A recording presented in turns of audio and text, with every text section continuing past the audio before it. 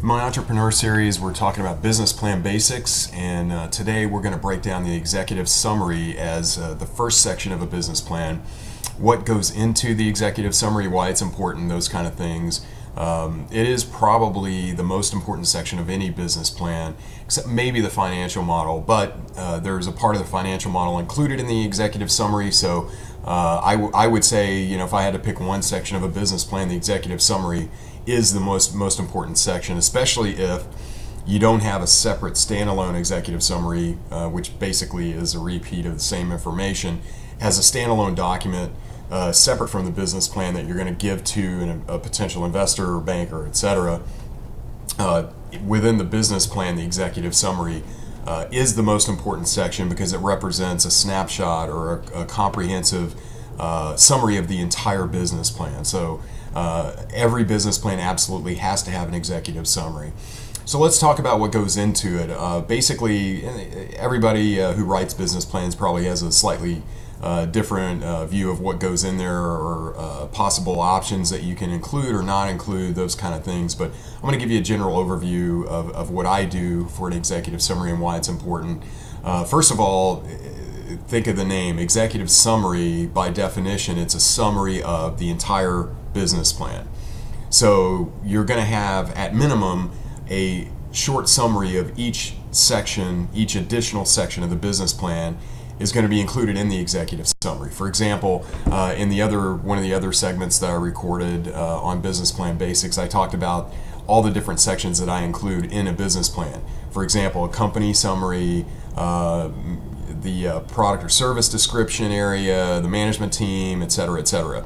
For each of those sections, you need a summary section in the executive summary that summarizes that entire section of the plan within a very small, maybe 1 or 2 paragraphs, or even a few bullet points to make it fit into a smaller space. So, for example, if you're looking at the product or service description section of the business plan, you want to take all that information, which could be 10 pages, could be 5 pages, could be 3 pages, could be 10.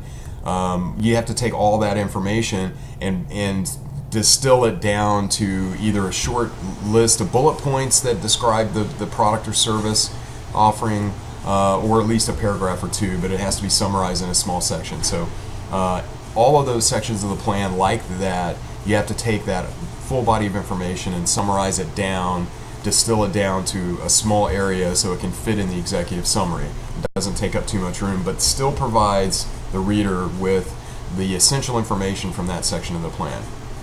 Then in addition to that, we want to include some other things.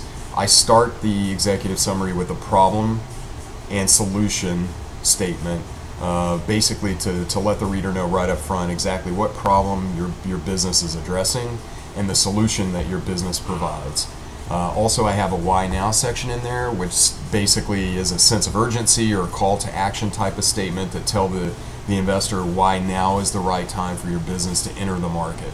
I also include things like objectives, mission statement, vision statement.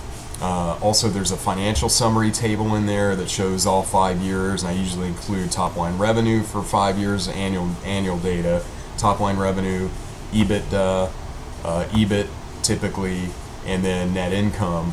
And also, if there's a loan involved, I'll show basically the total debt service on an annual basis, which would include principal and interest payments, and then I take EBITDA and divide that by total debt service to show how many times the cash generated by the business will cover the debt service for the company. And I'll get into this in a later segment that I'll talk about. I'll get into the details of the financials a little bit more, but I like to include that summary table right up front to show at least some financial data for the investor.